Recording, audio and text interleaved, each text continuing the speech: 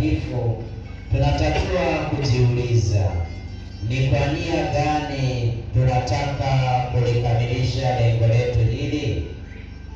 Sehemu ambazo tunatamani kutembelea zinatoa ushuhuda wa uchaji wa taifa la Mungu ambalo linakwenda huko tena na tena, ili kutoka huko lifaidike katika maisha ya Kikristo, na hivi liimarike vikubwa na lijiandae kwa ajili ya kutekeleza daima matendo ya upendo.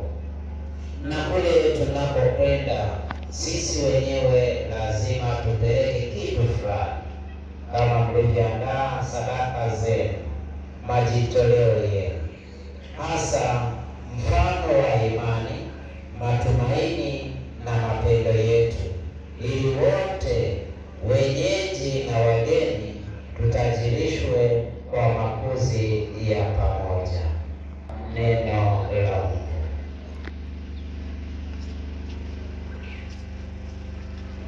Somo la waraka wa pili wa Mtume Paulo kwa Wakorintho. Sikilizeni sasa, ndugu zangu wapendwa, maneno ya waraka wa pili wa Mtume Paulo kwa Wakorintho.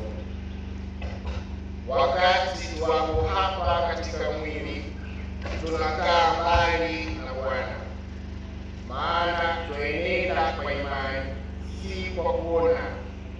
Lakini tuna moyo mkuu, nasi tunaona ni afadhali tukuwamo katika mwili na kukaa pamoja